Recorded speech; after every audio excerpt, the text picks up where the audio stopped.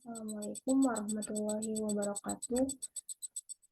Baik, sebelumnya perkenalkan nama saya Indah Purnamasari dengan NIM F1S120014. Baik, di sini saya akan menjelaskan dan mempresentasikan hasil tugas saya mengenai analisa terhadap supply chain management dan material management modul yang diterapkan dalam sistem ERP di PT Indofood Sukses Makmur Tbk. Di sini dengan dosen pengampu yaitu Ibu Mutia Fadila Putri MKOM, mata kuliah Enterprise Resource Planning. Baik, langsung saja masuk ke penjelasan mengenai PT Indofood Sukses Makmur Tbk. Nah, perusahaan yang memproduksi mie instan terbesar di dunia ini juga menggunakan sistem ERP untuk manajemen produksi bahan baku dan manajemen personalia. Setiap tahun 8 miliar mie harus didistribusikan sesuai dengan porsi dan kemasan yang telah ditentukan sejak awal. Selain itu, perusahaan Indofood ini juga kerap menawarkan inovasi terbaru dalam berbagai perayaan. Jika ada desain baru dengan brand baru yang disetujui oleh perusahaan, bisa langsung diproses ke bagian produksi. Akselerasi proses didukung oleh sistem ERP yang mengurangi waktu. Selanjutnya, analisa terhadap supply chain manajemen di perusahaan Indofood. Nah, pada proses penerapan rantai pasok, ada beberapa tahapan yang harus dijalankan seperti pada pelanggan, perencanaan, pembelian, persediaan bahan produksi, dan juga transportasi, sehingga proses dari sini harus berkaitan agar mendapatkan tujuan utama dalam supply chain management. Sebelum tahap tersebut dijalankan, ada pula komponen-komponen yang harus dipenuhi seperti pada proses pengumpulan bahan baku dari supplier yang kemudian dilanjutkan dengan proses perubahan barang mentah menjadi barang jadi. Dan yang terakhir adalah proses penyebaran produk oleh perusahaan ke pembeli ataupun agen-agen lainnya. Selanjutnya di sini ada proses supply chain atau proses rantai pasok di perusahaan Indofood. Dapat kita lihat pada gambar ini ada supplier tepung dan supplier bumbu, kemudian ke warehouse atau gudang, selanjutnya ke pabrik pembuatan mie instan, selanjutnya dilakukan lab pengujian, selanjutnya dilakukan pengemasan mie instan, dan lanjut di distributor mie instan, selanjutnya pengeceran mie instan, dan mie instan dibeli oleh konsumen. Nah, di sini ada penjelasan mengenai proses supply chain di perusahaan Indofood mengenai gambar yang sudah kita lihat tadi. Yang pertama ada supplier tepung. Nah, pada poin ini proses supplier mengirimkan stok tepung ke gudang untuk dijadikan sebagai bahan persediaan.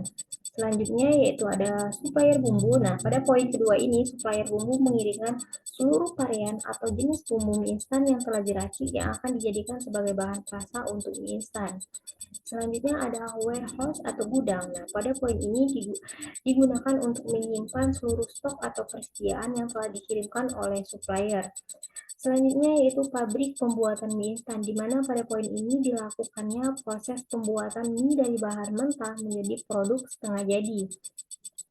Selanjutnya, lab pengujian. Nah, pada poin ini dilakukan pengujian oleh Badan Penelitian Makanan untuk mengetahui hasil produk yang diciptakan, apakah produk layak untuk dipasarkan atau tidak.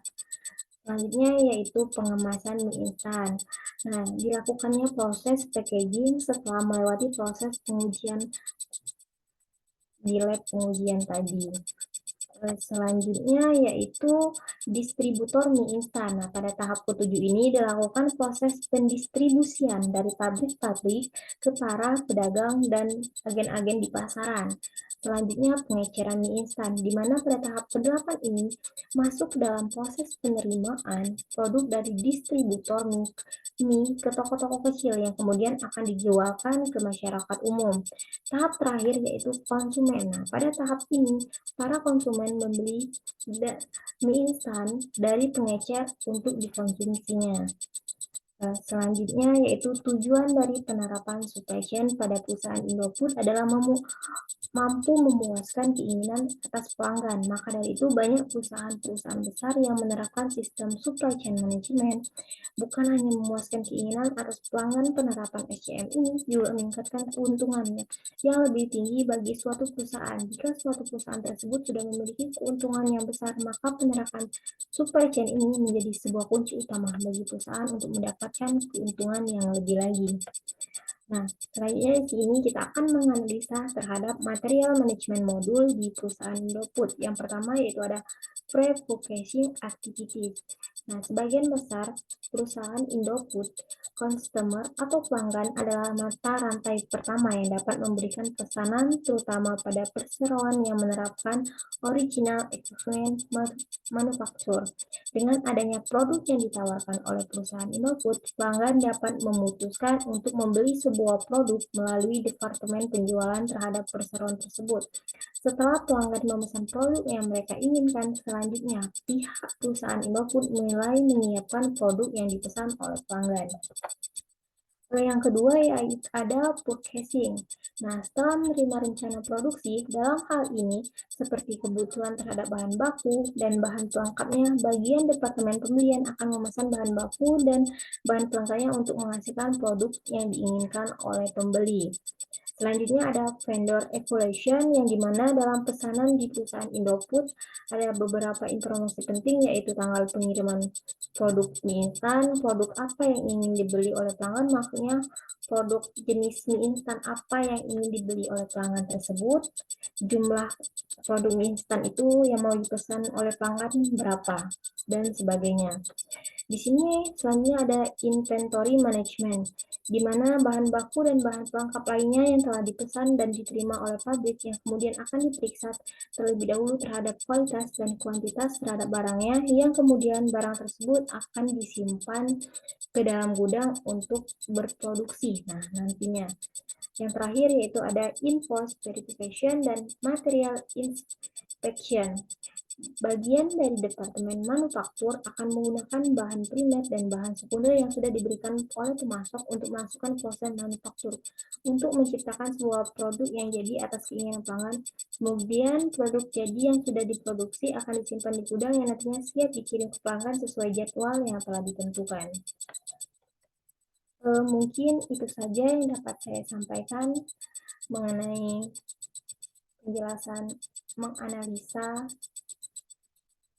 supply chain manajemen dan material manajemen modul terhadap PT Indofood ini. Apabila saya ada kesalahan, saya mohon maaf.